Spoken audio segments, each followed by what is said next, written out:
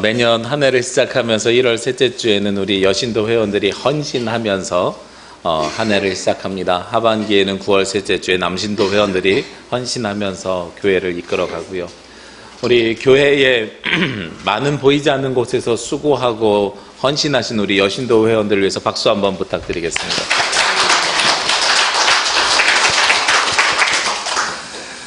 네, 제가 중학교 때까지는 어떤 책을 주로 읽었냐면 컴퓨터와 과학 관련된 책을 주로 읽었습니다. 너무나도 그쪽에 관심이 많아가지고요.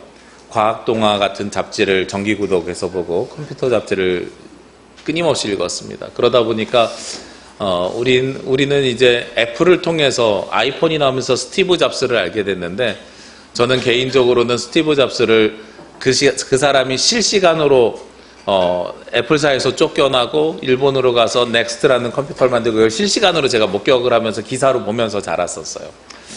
그러다 보니까 무엇이 부족하냐면 시적 감성이나 문학적 소양이 굉장히 제가 부족했었습니다. 그러다가 고등학교에 입학하니까요, 문학이라는 수업이 따로 생겼어요. 그리고 소설이라든지 아니면 수필 그리고 시를 읽어야 대학을 갈 수 있다고 이야기를 하는 거예요. 그래서 어쩔 수 없이 서점에 가서 단편소설 모음집 이런 것들을 사가지고 처음으로 소설을 제가 읽었습니다. 심지어 제가 만화책도 안 보던 사람인데 스토리가 있는 이야기를 처음으로 고등학교 때 읽기 시작한 거죠. 그때 읽었던 것 중에 굉장히 인상 깊었던 것이 운수 좋은 날, 그 다음에 이제 염상섭이나 김동인 같은 작가들이 썼던 이런 책들이 기억이 납니다. 그 책 중에 한 권이 기억이 남는데 바로 무엇이냐면 발가락이 닮았다라는 책입니다. 아마 많은 분들이 기억하실 겁니다. 발가락이 닮았다. 두 사람이 등장하는데 한 사람은 의사예요. 나의 시점, 의사의 시점에서 M이라는 사람을 쳐다보았던 것이 발가락이 닮았다입니다. 이 발가락이 닮았다는 것은 나중에 이야기들이 복잡하고 여러 가지들이 있지만 결국은 자녀를 낳을 수 없는 남성이 자기 아내가 임신을 한 소식을 듣게 됩니다. 그리고 그 자녀를 낳을 수 있는지 없는지 검사를 의사에게 해달라고 했는데, 근데 의사가 결과가 나오기 전부터 이미 임신했다는 소식을 듣고 그냥 내버려 뒀어요. 이 남자는 여러 가지를 의심하다가 결국은 내 아들이 무엇을 닮았는지를 찾아냈는데 결국 찾아낸 것이 발가락이 닮았다라는 거예요. 사람이 참 묘한 본능과 본성을 가지고 있는데, 내 자녀가 누구를 닮기를 원하냐면 자기 자신을 닮기를 원하는 이 본성과 본능을 가지고 있더라 하는 겁니다. 그래서 닮은 자녀들을 보면서 되게 기분 좋아하고 유쾌해하는 것이 바로 우리들의 모습입니다. 어떤 평론가들은 그런 이야기를 해요. 그 발가락이 닮았다라는 책에서 시점인 의사가 자녀를 낳았다는, 임신했다는 소식을 듣고 불유쾌했다. 불쾌하기도 하고 유쾌하기도 하였다. 이런 표현을 사용하기도 합니다. 왜냐하면 사실을 말해줄 수 없어서 불쾌했고, 그러나 자녀를 낳아서 행복하게 사는 모습을 보니 유쾌하기도 했다. 이런 이야기들을 해요. 아마 옛날이니까 가능한 소설의 소재지요.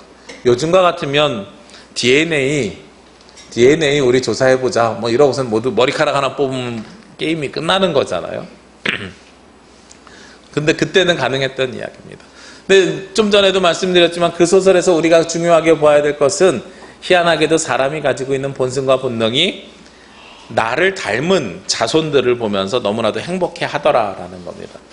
저도 자녀들을 낳았을 때를 기억해 보면은요, 큰아이 처음 낳았을 때 조그마한 아이를 놓고 둘이서 그런 이야기를 한 적이 있어요, 아내랑. 눈은 누구를 닮았고 코는 누구를 닮았고 입은 누구를 닮았다. 서로 이야기를 하는 거죠. 그리고 둘째가 또 나왔을 때도 또 그렇게 이야기합니다. 그리고 나서 둘을 보면서 둘이 서로 닮은 것 같긴 한데 눈, 코, 입을 뜯어보면 서로 또 다르게 생겼어요, 자녀들이. 그러면서 누가 더 나를 닮았네, 안 닮았네, 이런 것들을 가지고 또 이야기를 하기도 합니다. 그리고 나를 닮은 아이들이 뛰어노는 걸 보면 되게 신기하기도 하고 기쁘기도 하죠. 제가 보니까요, 저랑 친한 목사님 중에 한 분이 거기는 3대가 기가 막히게 닮았어요. 어떻게 닮았냐면 눈썹이 이렇게 V자형으로 생겼거든요. 그러니까 V자형 독특한 눈썹 있잖아요. 저 친한 목사님의 그 아버님도 목사님인데 딱 가서 보자마자 여기 형 아버지 계셔? 제가 이랬거든요. 그랬더니 맞대요. 정 목사님 맞아요. 맞대요. 뭐 보고 알아서 그러길래 눈썹 보니까 알았지 이랬거든요. 근데 그 아들이 태어났는데 아들도 눈썹이 똑같이 생긴 거예요. 그래서 3대가 걸어가면 누구도 야야 저 선부자 봐라, 저 선부자 어떻게 닮아도 저렇게 붕어빵일 수 있냐 이렇게 이야기를 할 만큼 셋이서 3대가 똑같이 닮았습니다. 근데 그 어른 목사님께서, 아버님 목사님께서 그런 말씀을 하세요. 나랑 닮은 아이가 뛰어노는 것만으로도 너무나도 행복하고 즐겁다. 이게 세상에서 얻을 수 있는 가장 커다란 기쁨 아니겠느냐. 저 아이가 잘하는 것만으로도 너무나도 행복하고 즐겁다. 이런 이야기를 하는 거예요. 우리가 내 후손이, 내 자녀가 나를 닮아서 그냥 즐겁게 뛰어도는 것을 지켜만 봐도요, 어른의 입장에서 너무나도 행복하다 하는 겁니다. 그게 바로 우리가 가질 수 있는 행복이 아닌가 합니다. 오늘 성경에서 보면 예수님께서 무엇을 말씀하시냐면 우리와 같이 그들도 되기를 원합니다 하고 말씀하고 있어요. 22절 말씀에 보면 내게 주신 영광을 내가 그들에게 주었으니 이는 우리가 하나 된 것과 같이 그들도 하나 되게 하려 하십니다. 우리가 하나가 된 것 같이 그들도 하나 되게 하려 하십니다. 우리처럼 그들도 되길 원합니다 라고 이야기하는 거예요. 그럼 여기서 우리는 누구고 그들은 누구일까요? 요한복음 17장은 예수님이 하나님 앞에 드리는 중보기도의 내용입니다. 그리고 17장 전체가 기도입니다. 아마도 성경에서 나오는 예수님의 기도가 가장 길게 기도문이 실려있는 본문을 찾으라고 하면 바로 이 요한복음 17장을 들 수 있을 것입니다. 그러면서 이 앞에 있는 20절 말씀에 보면 말씀이 어떻게 시작하냐면 내가 비옵는 것은 이 사람들만 위함이 아니요 또 그들의 말로 말미암아 나를 믿는 사람들도 위함이니 하면서 20절 이후에 특별하게 대상을 놓고 기도를 해요. 우리가 보통 기도하실 때요, 하나님 앞에 하나님 창조주 하나님 감사합니다, 영광 올려드립니다 쭉 기도하면서 특별히 이 시간 이렇게 우리가 기도할 때 있잖아요. 특별히 오늘은 여기 아픈 환우를 위해서 기도합니다. 특별히 오늘 어려움에 당한 어떤 분을 위해서 기도합니다. 이렇게 기도할 수 있잖아요. 제가 어제 참 안타까운 문자 하나를 받았는데요. 천안에서 목회하는 저랑 친한 목사님이신데 그 목사님이 갑자기 기도 요청을 해왔어요. 목사님 특별 기도 요청합니다. 그래서 무슨 일입니까? 그랬더니 뉴스 보셨으면 아시겠지만 네팔에 교육봉사 가신 선생님들이 산사태를 만났는데 그 중에 4명이 연락이 두절된 상태인데 그 중에 한 분이 그 교회 장로님이시라는 거예요. 그러면서 막 기도 요청해달라고 문자가 왔고 그날 어제 밤에는 어떻게 왔냐면 댓글을 보니 너무 속상하다고. 뭐하러 거기까지 갔냐 어쩌고저쩌고 정부에서 그런 돈 쓰면 안 된다. 정부 돈으로 간 거 아니래요. 교육청에서 지원 사업은 맞지만 본인들 자비 들여서 교과서가 없는 아이들을 가르치기 위해서 교과서 손수 다 만들어가지고 친히 정말 봉사하러 가셨는데 아무튼 그 기도 요청 해오셨어요. 너무나도 속상한 일이 벌어져 있는데 아직도 연락이 안 돼 있는 상태죠. 제가 오늘 아침까지만 확인했는데도 연락이 안 돼 있는 상태입니다. 우리가 그렇게 많은 어려움이 있고 힘듦이 있는데 그럴 때 하는 것이 기도죠. 그 가운데서 특별하게 기도해달라고 하는 것은 이렇게 긴급하고 중요한 것들을 특별하게 기도하오니 이러는 겁니다. 오늘 성경에서 예수님이 17장 전체가 기도 내용인데 특별히 비옵나니 하고 이야기하는 것은 특별히 하나님 이 부분을 내가 기도합니다라고 기도하는 거예요. 근데 무엇을 기도하냐면 그 기도 내용 가운데에서 나를 믿는 사람들도 위함인데 그들이 어떻게 되길 원한다고요? 다시 22절에 보니까 우리와 같이 그들도 되길 원합니다라고 기도하는 거예요. 그럼 여기서 우리는 누구입니까? 아버지와 내가 하나가 된 것 같이가 바로 우리예요. 그럼 그들이 되기를 원하는 것은 무엇이에요? 나를 믿는 사람들도 아버지와 하나가 되기를 원합니다 하고 기도하는 거예요. 아버지와 나의 관계처럼 저 믿는 사람들, 예수 그리스도를 믿는 사람들도 아버지를 믿었으면 좋겠어요 라는 거죠. 결국은 누구 닮으라는 거예요? 예수님 닮으라는 이야기입니다. 예수님이 하나님 아버지와 하나가 된 것처럼 나를 닮아서 그리스도인들도 하나님과 하나가 되었으면 좋겠습니다 라고 기도하는 거예요. 그래서 오늘 말씀은요, 하나가 되어야 된다라는 것을 무엇을 근거로 이야기하냐면 예수님 닮아서 하나가 되어야 됩니다 라고 말씀하고 있는 거죠. 우리가 2020년을 시작하면서 화해의 성령이여 하나 되게 하소서 하는 표어로 시작했습니다. 그리고 첫 번째 말씀으로 구약 성경의 요엘 선지자의 말씀을 가지고 시작을 했어요. 요엘 선지자의 말씀에 보면 여호와의 영이 임했을 때에 자녀나 늙은이나 아니면 청년이나 아니면 여종이나 남종이나 모든 사람 누구든지 지위 나이를 막론하고 여호와의 이름을 부르는 사람들은 모두 다 구원을 얻을 것이라고 이야기했고요. 그리고 나서 지난주에 나눴던 말씀, 고린도후서의 말씀을 보면 누구든지 여호와의 이름을 부르는 사람들은 구원을 얻는데, 구원을 얻는 것뿐만 아니라 직분을 받았다 그랬어요. 어떤 직분을 받았다고 이야기하고 있냐면 화목하게 하는 직분을 받아서 우리가 누구하고요? 하나님과 화목하게 되고 세상 사람들과 화목하게 하는 직분을 받았고, 우리를 통해서 세상 사람들이 하나님과 화목하게 하는 직분을 받았습니다 하고 말씀을 드렸죠. 결국은 여호와의 영이 임한 사람들이 모든 차별 없이 다른 사람들과 우리가 모두 하나님과 화목하는 직분을 받으면, 화목하게 되었으면 마지막으로는 어디로 가요? 하나가 되는 거예요. 우리 지난주에 화목하게 한다는 단어를 제가 뭐라고 말씀드렸습니까? reconcile 이라고 말씀드렸죠. 연합인데 앞에 리가 붙어서 하나 되었던 것이 나눠졌다가 다시 연합하게 됩니다라고 말씀드렸어요. 그런데 오늘 요한복음 17장에서는 하나 된다라는 단어를 무슨 단어로 사용했냐면 원이 되는 거예요. 연합은 각자 다른 모양을 가지고 있는 사람들이 우리가 손을 잡고 하나처럼 합시다라는 것이 연합이라면, 원은 진짜로 그 안에가 모두가 다 녹아져 들어가서 하나로 바뀌게 되는 거죠. 여러 개가 합쳐져 있는 모습의 연합이 아니라 컨실이 아니라, 이 컨실이 리컨실, 흩어졌다가 다시 모여졌고 그것이 결국은 무엇으로 바뀌어야 돼요? 원, 한 개로 바뀌어야 됩니다. 즉 그리스도와 한 몸, 하나님과 한 몸으로 바뀌어야 됩니다 라고 이야기하는 거예요. 그러면서 여기에서 아버지와 내가 한 몸이 되었습니다, 원이 되었습니다 라고 이야기해요. 자, 우리가요 어떻게 아버지와 아들이 하나가 될 수 있을까? 어렵지요. 아버지와 아들 하나가 되는 것 뭐 사실 말로 안 됩니다. 저도 아들이 둘이 있습니다만 저하고 우리 아들들이 한 몸처럼 움직이느냐? 절대로 안 움직여요. 제가 그 아이들 데리고 사실 외출하는 게 굉장히 스트레스를 받아요. 아이들은 즐거워하지만 저는 개인적으로 굉장히 스트레스예요. 왜냐하면 한 놈 잡아놓으면 한 놈 저기가 있고, 이 놈 잡아놓으면 저 놈 저기가 있고, 뭘 가려면 계속해서 물어보고 뭐하고, 뭐 어디 걸어가는 동안에 또 아이들이 관심이 오죽 많아요. 호기심이 많아요. 여기저기 둘러보면서 이것저것 다 물어보고 쫓아오지도 않고 아무튼 복잡해요.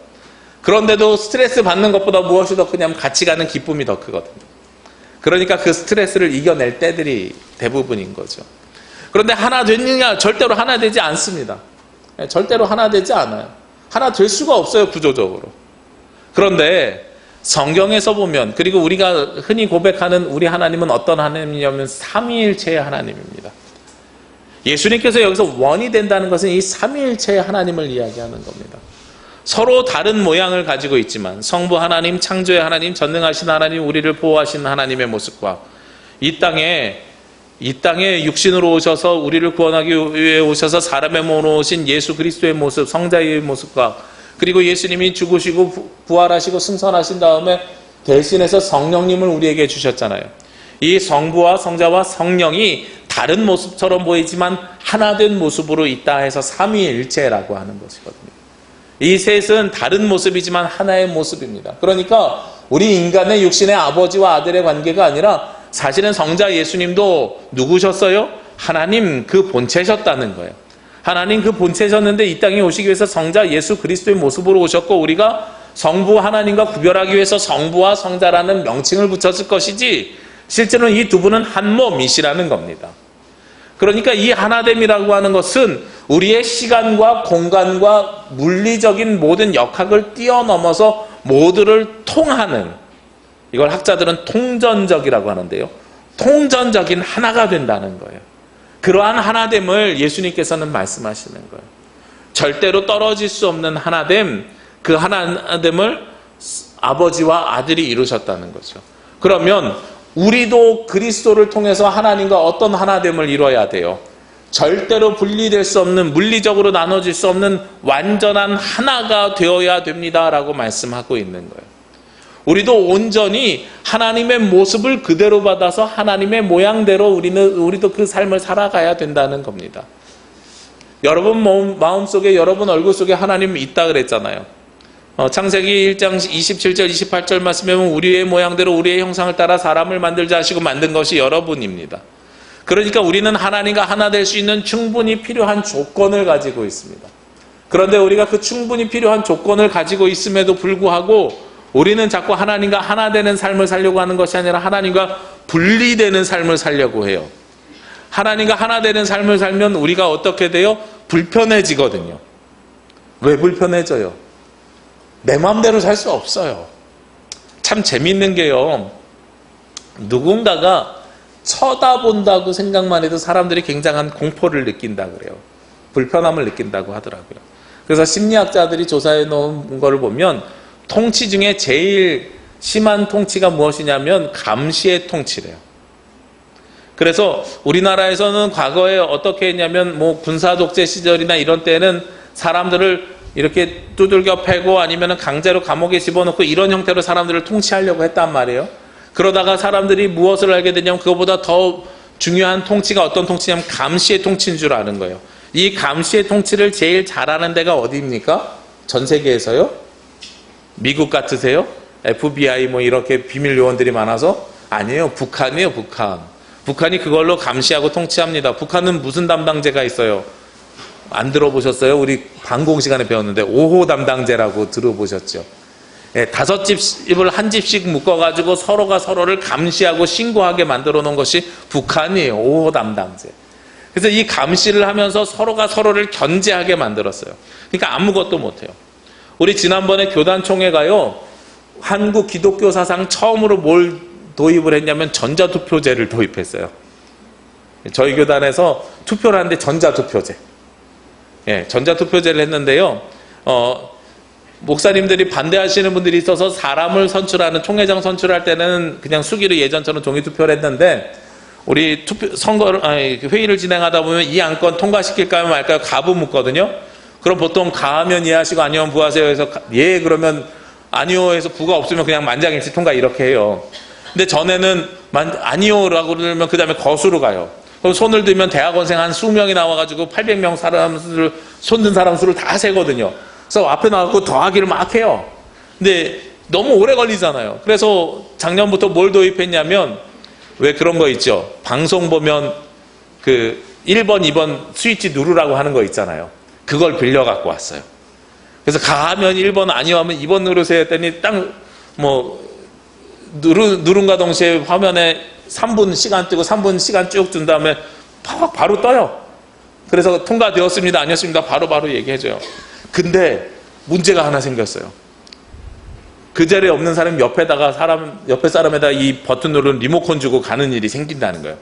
그래서 이 부정투표 어떻게 할 거예요? 한 사람이 2개, 3개 누르고 어떤 분은 나 5개 눌렀어요. 이렇게 자랑하는데 어떻게 할 거예요? 이러는 거예요. 그래서 제가 거기에 대한 대안을 제시하기를 뭘 했냐면 모형이라도 카메라를 달아놓읍시다. 진짜 볼지 안 볼지 모르겠지만 카메라를 곳곳에 달고요. 아니면 최소한 드론이라도 띄웁시다. 자, 투표 시작합니다 하고 3분 동안 드론을 띄우는 거예요. 그럼 사람들이 나를 찍는다고 생각하면 어떻게 되겠어요? 내가 몇 개씩 누를 수 있겠어요? 누가 나를 쳐다본다고 하는 이 불편함과 두려움 때문에요. 우리가 잘못하고 싶어도 잘 못합니다. 괜히 우리가 CCTV 있다고 해놓으면 잘 못하잖아요. 그러니까 CCTV 있는지 없는지 이게 진짜인지 아닌지 확인하고 나쁜 일도 저지르잖아요. 그러니까 그런 불편함이 우리가 생겨요. 그러니까 하나님과 우리가 하나 된다고 하는 것이 우리에겐 굉장히 불편함인 거예요. 왜냐하면 하나님과 하나가 되면 하나님 뜻대로 살아야 되는데 내 육신의 몸과 내 본능은 하나님의 뜻대로 사는 것이 아니라 뭐 때문에 살아요? 나의 편안함 때문에 살아가는 거거든요. 우리 단순하게 생각해 보시자고요. 나의 편안함이면 오늘같이 빨간 날, 우리는 주일이라고 부르지만 세상 사람들은 빨간 날이라고 부르는데 이 빨간 날 뭐 하는 게 편해요? 늦잠 주무셔야 돼요. 나의 편안함으로 살면. 성가대 그렇게 일찍 나와서 연습하기가 어려워요. 그리고선 주일날 다른 데 갈 때는 그래도 그냥 대충 다닐 수 있는데 주일날은 어떻게 해요? 아침에 일찍 일어나서 화장하고 좋은 옷 입고 오고 다 하고 오잖아요, 우리. 어쩌면 평상시보다 제가 직장 출근하는 것보다 더 일찍 출근하는 거 아니야 하는 생각이 들 때도 있어요. 저희 어머니 가끔 뵐 때 보면. 근데 그렇게 오잖아요. 이게 더 불편하게 사는 거거든요. 예수 그리스도를 모시고 살아가는 사람이 불편하게 사는 삶인데 누구를 닮아서? 예수님이 하나님과 하나 된 것 같이 우리도 어떻게 살라고요? 하나님과 하나 된 삶을 살아라 하고 말씀하고 있는 겁니다. 그러면서 그 연결고리 역할을 누가 해주시겠다고 하냐면 주님께서 해주시겠다고 말씀하고 있어요. 오늘 23절의 말씀에 보면 곧 내가 그들 안에 있고 아버지께서 내 안에 계시어 그들로 온전함을 이루어 하나가 되게 하려 함은 하고 말씀하고 있습니다. 이 말씀이 좀 복잡한데요. 좀 뜯어서 보자고요. 내가 그들 안에 있고, 여기서 나는 누구예요? 예수님이죠. 예수님이 그들은 누구예요? 예수님을 믿는 사람, 우리 안에 계시는 거예요. 그죠? 예수님이 우리 안에 계시고, 그리고 나서 아버지께서 내 안에 계시면, 아버지는 누굽니까? 하나님이죠. 하나님이 내 안에 누구 안에 계세요? 예수님 안에 계시죠. 예수님이 우리 안에 있고 하나님이 예수님 안에 있으면 하나님은 어디 계시는 거예요? 결국은 우리 안에 계시는 거죠. 이 얘기를 하고 있는 거예요. 이게 복잡하지만 이 얘기를 하고 있는 거예요. 그런데 우리가 우리 안에 하나님이 바로 계실 수 있느냐라고 물어보면 그럴 수 없느니라라고 이야기를 해요. 특히 이 요한복음 17장이 쓰여지던 이 예수님 당시에는요, 철저하게 사람과 하나님은 구별된 존재였습니다. 그래서 이때는 예수님이 이 땅에 오시긴 했지만 그리스도교가 아니라 이때는 유대교였죠. 그리고 구약성경에서는 더 그랬고요. 예수님을 믿는 사람들, 유대인들을 기준으로 하게 되면 사람이 하나님을 만나면 어떻게 돼요? 죽지요. 그래서 하나님의 얼굴을 본 사람들은 어떻게 생각했습니까? 두려워 떨었던 것이 성경에 나오는 모습입니다. 기드온이 그랬고요. 모세가 그랬습니다. 그리고 변화산에서 예수님과 함께 모세와 엘리야를 보았던 베드로, 야고보, 요한이 그랬습니다. 그 빛난 광채를 보고 주의 영광을 내게 보이소서라고 이야기를 하지만 그 얼굴을 본 사람들은 끊임없이 두려워 떨었던 겁니다. 그리고 당시에는 제사를 지낼 때도 누구를 통해서 제사를 지냈어요? 대제사장을 통해서 제사를 드렸지 우리는 하나님 앞에 직접 나아갈 수 없었습니다. 철저하게 누구를 통해야 되냐면 대리자를 통해야 됐어요. 이것이 바로 당시의 사회의 모습이었습니다. 그러면 하나님이 우리 안에 들어갈 수 있다. 예수님 내 안에, 우린 지금 많이 표현하죠. 예수님 내 안에는 가능한 일이에요. 그런데 하나님 내 안에 계세요 라고 이야기하는 것은 당시에 어떤 일입니까? 신성 모독이고요. 그리고 굉장히 커다란 범죄를 저지르는 일이 되는 겁니다. 우리는 지금 당연하게 이야기하는 하나님 내 안에 계시니까요, 내 마음속에 계시니까요 라는 말을 당시에는 쓸 수가 없었어요. 그런 의미에서 예수님이 이 말씀을 쓰는 건 굉장히 혁명적인 이야기입니다. 그리고 예수님이 중간에 계시지 않으면 하나님이 우리 안에 들어올 수가 절대로 없는 거예요. 그래서 하나님과 우리가 하나 되게 하기 위해서 친히 예수님께서 어떻게 해요? 하나님이 예수님 안에, 예수님이 우리 안에 들어와 계시는 논리가 생겨나게 된 거죠. 그리고 그 말씀을 우리에게 연결해 주시는 겁니다. 그래서 예수님이 어떻게 되세요? 예수님이 연결고리가 되어주셔서 하나님이 우리와 함께 되는 겁니다. 제가 제주도를 보니까요, 온 지 얼마 안 됐을 때 우리 강홍기 장로님이 저한테 말씀하시더라고요. 제주도 길이 되게 쉽다고. 그래서 어디에 있든지 한라산 보면 길을 찾을 수 있다고 이 말씀을 하세요.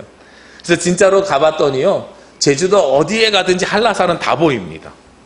동쪽에 있든 서쪽에 있든 남쪽에 있든 한라산은 다 보입니다. 이게 제주도가 가지고 있는 가장 좋은 특징인 것 같아요. 만약에 서귀포에 있는 사람이랑 제주시에 있는 제가 서로 통화를 한다고 가정해 보시자고요. 한라산 꼭대기에 눈 있는 거 보여? 보여. 그래, 그러면 북쪽은 눈이 오나 봐. 남쪽에 눈이 오는 것 같아. 이 대화가 이해가 되세요? 서귀포에서 볼 때 한라산은 어디에 있어요? 북쪽에 있죠. 제주시에서 볼 때 한라산은 어디에 있어요? 남쪽에 있죠. 북쪽에 눈이 오나 봐. 남쪽에 눈이 오는 것 같아. 이 얘기를 서로 하는데 이게 맞는 얘기입니까? 틀린 얘기입니까? 맞는 얘기고 대화가 돼요. 왜요? 서로 다른 방향에 있는 것 같지만 서로 다른 방향 속에서 바라보는 것이 어디이기 때문에 그래요? 한 곳이기 때문에 그래요. 우리가 하나님과 한 곳이 된다고 하는 것은요, 바로 그걸 이야기하는 겁니다. 우리가 어느 곳에서 있든 하나님을 바라보면 그것이 바로 하나님과 한 몸을 이뤄가는 건데, 그 하나님을 바라볼 수 있도록 연결고리 해주는 것이 누구예요? 예수 그리스도이다. 어느 곳에 있든 예수 그리스도를 통해서 우리는 그 하나님께 나아갈 수 있고 예수 그리스도를 통해서 하나님을 바라볼 수 있는 거예요. 그래서 히브리서에서는 우리가 예수 그리스도의 보혈로 말미암아서 어디로 담대히 나아가요? 은혜의 보좌 앞으로 담대히 나아갈 담력을 얻었나니 하고 말씀하고 있어요. 예수 그리스도가 없으면, 그 보혈 없으면 우리가 나아갈 수 없는 거죠. 그런데 예수님께서 친히 이렇게까지 하시는 이유가 있습니다. 왜 이렇게 하시면 맨 마지막에 23절 하반절입니다. 그 뒤에 있는 말씀 볼게요. 아버지께서 나를 보내신 것과 또 나를 사랑하신 같이 그들도 사랑하신 것을 세상으로 알게 하려 함이로써이다. 우리는 보통 어디에 은혜를 받습니까? 아버지께서 나를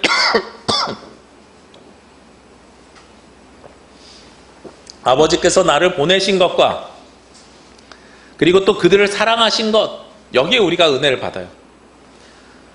근데 오늘 말씀의 본질은 우리를 사랑하시는 건 당연한 일이고요. 사랑하시면서 누구를 알게 하기 위해서요? 그 우리를 통해서 세상 사람들이 하나님을 알게 하려 하심이라, 이 말씀을 하고 있는 거예요. 참 재밌게도요.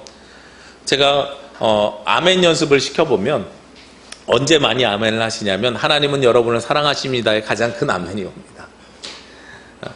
여러분 예수님을 믿으십니까? 아멘. 하나님이 창조주이심을 믿으십니까? 아멘. 하나님께서 우리를 보호하시고 인도하심을 믿으십니까? 아멘 하는데 하나님은 여러분을 사랑하십니다. 그러면 아멘 하고 나와요. 이게 참 놀라워요. 우리가 기독교에서 유행했던 찬양이 있죠. 당신은 사랑받기 위해 태어난 사람. 당신은 사랑받기 위해 태어난 사람. 여기에 너무나도 우리가 감동을 받습니다.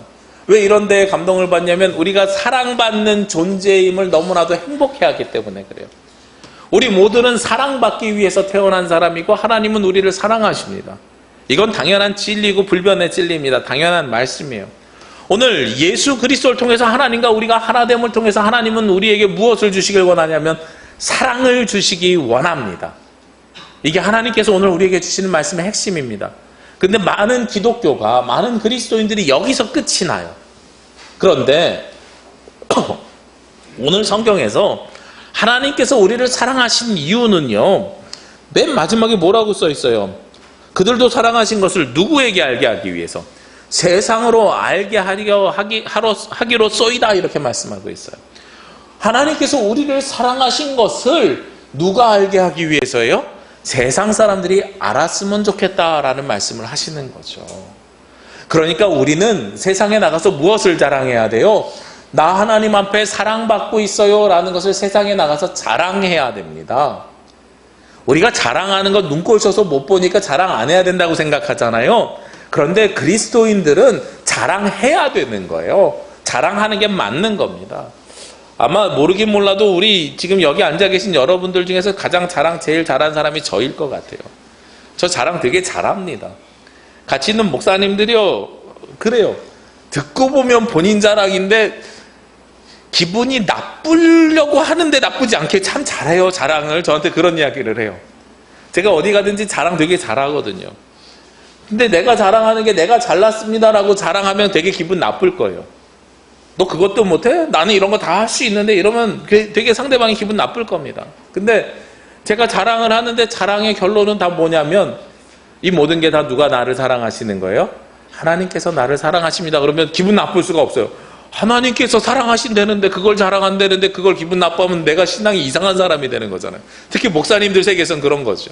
그래서 이 목사님 참 희한해. 자랑을 많이 하는데 미워할 수가 없어요. 이런 이야기들을 많이 하세요. 우리가 세상에 나가서요, 자랑하셔야 됩니다. 누구를 자랑해야 되냐면 하나님을 자랑하는 것도 중요한데 더 중요한 것은 하나님이 나를 어떻게 사랑하셨는지를 자랑하셔야 됩니다. 근데 여기서 주의해야 될 게 있어요. 하나님이 나를 사랑하셨음을 자랑하는데 무엇만 자랑하면 안 되냐면 하나님께서 나를 사랑하신 것을 우리가 물질로 판단해서 자랑하게 되면 여기서 문제가 생기는 거예요. 제가 말씀을 준비하면서 심리학 관련된 책을 하나 읽었는데요. 행동심리학, 행동경제학에서 연구한 결과입니다. 되게 희한하게도요, 비행기에서 난동 부리는 사람들 있잖아요. 비행기에서 난동 부리는 사람들의 비율을 조사했다 그래요. 근데 재밌는 연결고리를 찾았답니다. 비행기를 탈 때에 앞문으로 타서요, 비즈니스석을 거쳐서 이코노미석 가서 앉은 사람들과 우리 저가항공은 비즈니스석이 없잖아요. 처음부터 그냥 들어가서 앉은 사람들, 혹은 아주 큰 비행기 같은 경우는 통로 두 군데로 타거든요. 앞에는 비즈니스로 타고 뒤에는 이코노미로 바로 들어갑니다. 그래서 이 뒤에 타든 어쨌든지 간에 비즈니스를 거쳐서 이코노미로 간 사람이랑 바로 이코노미로 간 사람들을 비교해 봤대요. 근데 무려 4배나 비즈니스석을 거쳐서 이코노미로 간 사람들이 더 많은 난동을 부리더라 하는 조사 결과가 나왔어요. 이 비행기를 탈 만한 사람들이면 일정 정도 수준이 있는 사람들이잖아요. 우리 서울 제주간을 조사한 게 아니고요, 미국에서 조사한 거예요. 그러니까 국제선을 조사한 겁니다. 국제선을 조사해서 10시간 이상 비행기를 타는데 비행기 안에서 난동을 부리는 비율이 누가 더 높냐면 비즈니스석을 거쳐서 앉은 사람들이 훨씬 더 4배나 높더라. 왜 그럴까 자세히 연구해보니까 사람들이 상실감이 있다는 거예요. 상실감이 이 난동을 부추기더라라는 겁니다. 어느 정도 비행기를 탈 사람이면 수준이 있는 사람인데 더 높은 수준을 보면서 상대적 박탈감에 시달리면서 거기에 따라서 느끼게 되는 거죠. 제가 제주에 있으면서 비행기를 자주 타는데요. 지난 5월 달인가요? 학교에 한신대 감사가 있어서 가는데 감사 시간을 회계사들이랑 맞추려니까 주일날 밤 비행기를 타야 되는 거예요. 비행기가 없어가지고 어쩔 수 없이 대한항공 플래스티지, 우리가 흔히 이야기하는 비즈니스석을 끊었습니다. 좌석을 미리 지정을 했어요. 근데 이제 셀프 체크인하러 갔더니 키오스크 데스크로 오래요. 좌석이 변경됐다는 거예요. 그래서 갔어요. 갔더니 거기 앉아있는 이렇게 티켓 끊어주시는 분이 저 죄송한데요라는 이야기를 딱 하는데 제가 갑자기 저도 모르게 속에서 화가 딱 치밀어 오르는 거예요. 아니 나는 비즈니스를 샀는데 죄송한데요면 좌석이 바뀌었다고 셀프가 안 되고 비즈니스에서 좌석이 바뀌었고 죄송하다는 이 정황만 놓고 보면 어떻게 바뀐 거예요? 이코노미로 바뀌었나? 이런 생각이 들어가지고 화가 딱 올랐는데 참자 하고서 한번 참았어요. 죄송한데요 하면서 비행기 기종이 바뀌면서 좌석을 바꿔드려야 되는데 원래 끊으신 비즈니스가 없어요. 두 번째 화가 또 치밀어 오르는 거예요. 근데 또 참았어요. 그래 끝까지 들어보고 화내자. 그러면서 좌석을 바꿔드려야 되는데요. 이 기종은 퍼스트 클래스가 있는 기종이라 퍼스트로 바꿔드려도 되겠습니까? 이러는 거예요. 이건 당연한 얘기죠. 이거 제가 반대할 일이 없습니다. 제가 타봤더니요. 비즈니스는 본 적만 있고 타본 적은 없는데 양팔거리가 있는 거였는데 근데 퍼스트는 어쩔 수 없이 자리가 없어서 타봤더니 제가 누웠는데 다리가 안 닿아요. 그리고 칸막이를 양쪽으로 쫙 쳐줘요. 왜 이 비행기를 제가 50분만 타야 되나 싶을 만큼 편안하게 갔어요. 경험해 보니까요. 그걸 지나서 가는 사람들이 왜 비싼 돈 주고 돈 있는 사람들은 저런지 알겠다 싶은 마음이 드는 거예요. 그러면서 일반석에 앉을 때 야, 저 사람들은 얼마나 도대체 돈이 많아서 미국 가는 건 1,000만 원이 넘는다는데 저걸 탈까? 이 생각이 드는 거예요. 그러면서 앉아보기 이전과 앉아본 다음에 제 마음가짐이 달라졌어요. 일반석 탈 때 상대적 박탈감이 훨씬 심해졌어요. 근데 이 상대적 박탈감이 심해지는 것이 무엇 때문이냐? 바로 물질 때문이에요. 이 연구에 이어서 미국에서 또 다른 조사를 했습니다. 미국에 있는 모든 주의 빈부격차를 조사했어요. 그런데 빈부격차를 조사했는데 신기하게도요. 평균 이하의 삶을 살아가는 사람들은 그냥 처음부터 끝까지 불행하고 그 지수가 별로 차이가 안 나요. 그런데 빈부격차가 늘어나는 걸 보니까 평균 이하에 사는 사람들의 삶의 질은 처음 10년 전이나 지금이나 큰 차이가 없는데 빈부격차는 어떻게 벌어지냐면 가난한 사람이 더 가난해서 벌어지는 게 아니라 부자가 더 부자가 돼서 벌어진 거예요. 그러니까 빈부차는 나는 가만히 있는데 저 사람은 계속 부자가 돼. 이래서 빈부차가 생기는 거죠. 이 모든 것들의 근본이 원인이 다 어디로부터 와요? 물질인 거죠. 사람들이 그런 상대적 박탈감을 누리고 있는데 하나님을 자랑한다고 하면서 축복이 뭐예요? 물질로 한정져서 우리가 축복을 이야기하면서 내가 어려움이 있었는데 하나님께서 이런 어려움을 이 물질로 이렇게 해결할 수 있도록 해주셨어. 이러면 뭐 자랑하는 거예요? 하나님 자랑하는 척하면서 뭐 자랑해요? 나의 물질을 자랑하는 거예요. 이러면 상대방이 속으로 이야기하면서 뭐라 그러겠어요? 아니 은혜 나누러 와서 나한테 염장 지르고 가나? 이런 생각하는 거죠. 한국교회가 지금까지 축복을 잘못 가르쳐가지고 그런 잘못된 자랑을 하게끔 해버린 거예요. 그러니까 교회인들이 나가서 자랑하면 안 되는 것을 미덕으로 삼게 돼버렸습니다. 그게 아니에요.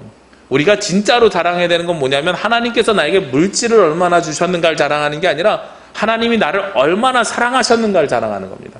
이걸 명쾌하게 구별하려면요 자녀들에게 물어보십시오.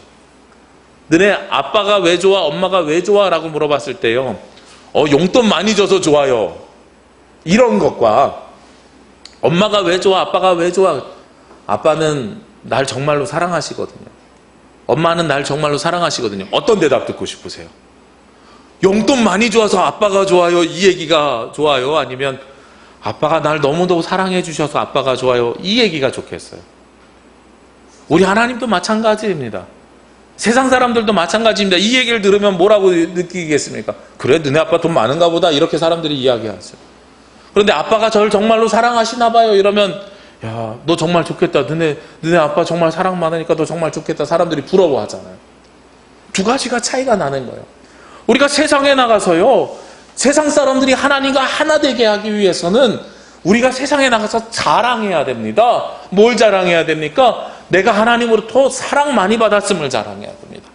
그러기 위해서는 여러분들이 어떤 사람이어야 돼요? 먼저 하나님으로부터 사랑을 많이 받으셔야 됩니다. 이게 바로 우리가 화해의 성령이여 하나 되게 하소서 하는 삶을 살아가는 가장 구체적인 삶의 방법이고 모양이에요.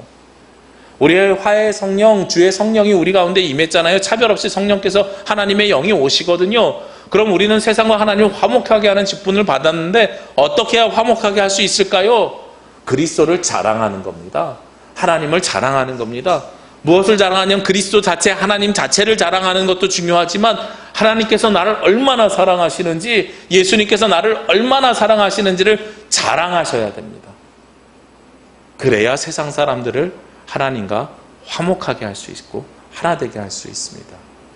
우리가 이 땅에서 참 그리스도인으로 살아가는 방법이 바로 하나님의 사랑을 받으시는 겁니다. 그리고 그 사랑을 세상에서 자랑하시는 겁니다. 올 한 해 2020년 살아가시면서요, 화해의 성령을 받으시기를 원합니다. 그리고 그 성령을 받고 화목하게 하는 직분을 감당해 나가시길 원합니다. 그 직분을 감당하기 위해서 먼저 하나님으로부터 충분히 많은 사랑을 받으십시오. 물질의 은혜가 아니라 하나님으로 인해서 내가 충분히 사랑받는, 하나님이 함께 하시고 하나님께서 나를 보호하시고 인도하시고 무엇보다도 나를 생각해 주시는 그 사랑을 받으시길 원합니다. 그리고 그 사랑을 세상에서 전하고 증거하며 자랑하는 저와 여러분이, 그리고 2020년 한 해가 되시기를 주의 이름으로 기도합니다. 기도드리겠습니다. 거룩하신 아버지 하나님, 하나님의 사랑을 받은 저희들이 주님 앞에 나와 기도와 간구하며 주님께 그 사랑을 올려드립니다. 주님께서 저희들 사랑하여 주셨던 것처럼 저희들도 주님을 사랑하게 하여 주옵시고, 주님께서 저희를 사랑하는 그 모습을 세상에 나가서 전하고 증거하며 자랑하는 그리스도인의 자녀들이 될 수 있도록 인도하여 주옵소서. 충만한 주의 사랑으로 말미암아 하나님과 하나 되기를 원합니다. 저희들을 들어서 사용하여 주옵시고 저희들을 통하여 역사하여 주시옵소서. 이 모든 말씀 예수 그리스도의 이름으로 기도합니다. 아멘.